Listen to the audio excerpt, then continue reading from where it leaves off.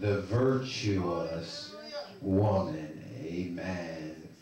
Anna M. Jarvis, amen, was born in 1864. Amen. She lived through 1948.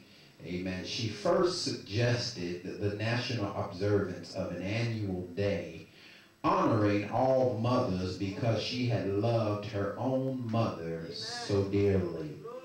At a memorial service for her mother on May 10th, 1908, Miss Jarvis gave a carnation, amen, her mother's favorite flower, to each person who attended. Within the next few years, the idea of a day to honor mothers gained popularity, and Mother's Day was observed in a number of large cities in the U.S. on May the 9th, 1914, by an act of Congress. President Woodrow Wilson proclaimed the second Sunday in May as Mother's Day.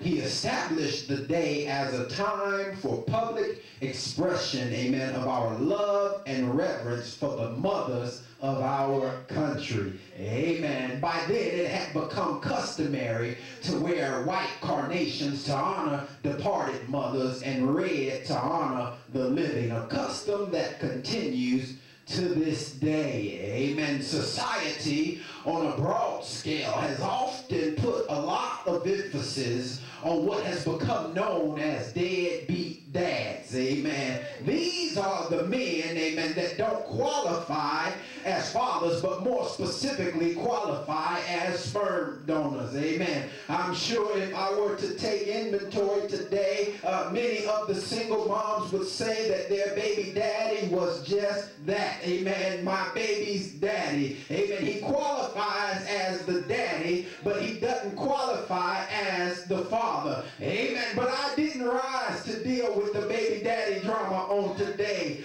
because more and more in these latter days I find myself coming across mamas that don't qualify to be mothers. Do I have any witnesses up in here? Amen. I find myself in today's time, amen, coming across mamas, amen, that don't qualify to be mothers. Amen. The same as they say, just because you're a daddy doesn't make you a father. You can find the same that says just because you're a mama, it doesn't really qualify you to be a mother. Amen. Because, amen, just because you gave birth to the child doesn't mean that you're able to take care of the child. Doesn't mean that you're able, amen, to give the child all that he or she needs. Doesn't mean that you're able, amen, to do the things that's required of a mother. Amen. Just because you laid down, amen, with a man and you conceive doesn't mean, amen, that you're independent and you're educated, amen, and you're well enough to be able to be called a mother. Amen. I believe it was a poet by the name of Wilhelm Busch that said these words: to become a mother is not so difficult.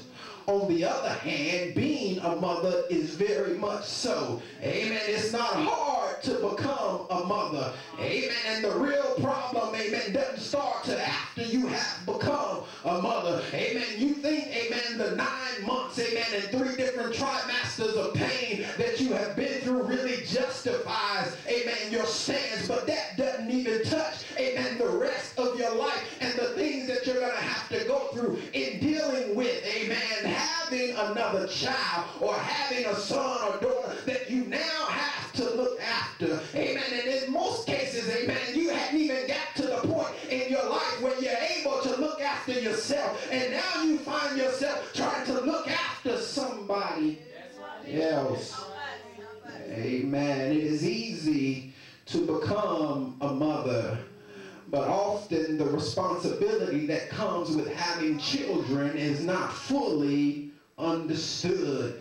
Amen. The mothers in today's time now has to act as mother and father, because the father has skated out on his responsibility, and now instead of focusing on just one area, now the mother is forced to become an all-in-wonder. Amen. Now, because the father refuses to pay child support, you as the mother are forced to hold a full-time job. Amen. Then on top of having to hold the full-time job, you as a mother have to come home and take Janie to cheerleading. Then you got to turn around and take Billy to basketball practice. And then after that, you got to get the twins to soccer practice. And in the midst of it all, you still have to buy the bacon, bring it home and cook it, clean it, and then find time to wash the car. Am I preaching to any mothers in here this morning?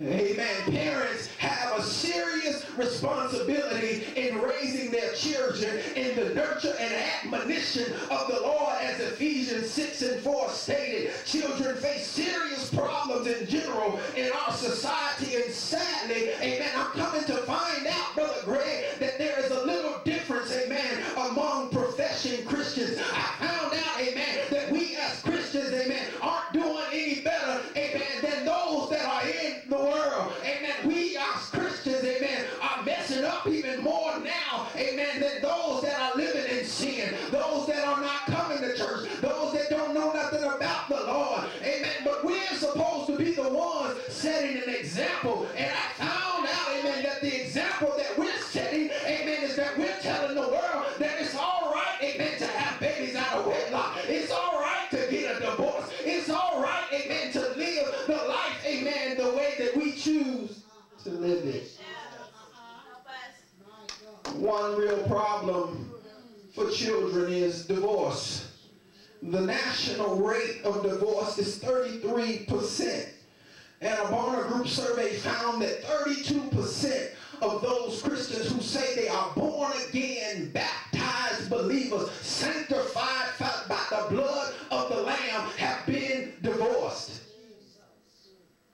Amen. Working against Christians also is the very real influence of society, TV, video games, radio, and the internet. One thing I can say about the saints of old, amen, they didn't have TV, amen. They didn't have Nintendo and Wii and PS3, amen, and Game Boy and Sega. They didn't have those things. They didn't have the internet. Amen. They didn't have a computer. Amen. All they had, amen, was a book. Amen. All they had, amen, was a prayer. All they had, amen, was two wings.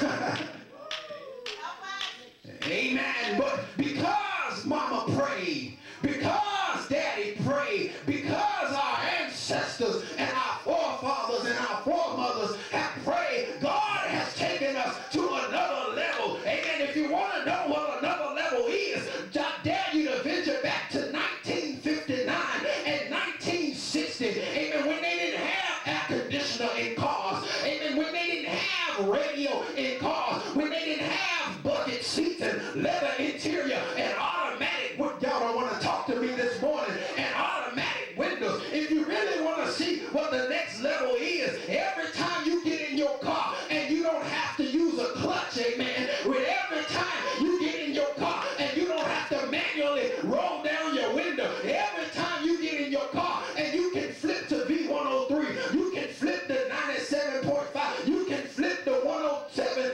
Y'all don't want to talk to me this morning. Amen, amen. You have things nowadays in society like 106 and Park, amen, for my BET watchers. Amen. You got MySpace, you got Twitter, you got Facebook, you got V103, you got Rap City, you got Soulja Boy, Lil Wayne, T.I. Outkast, and Snoop Dogg. Do I need to continue up in here? We got all of these different things that are now influencing, amen, our children in society. And I know I didn't come to deal with the children on today, but that leads me up to dealing with, amen, Mother's Day, amen, which is my reason for pointing that out.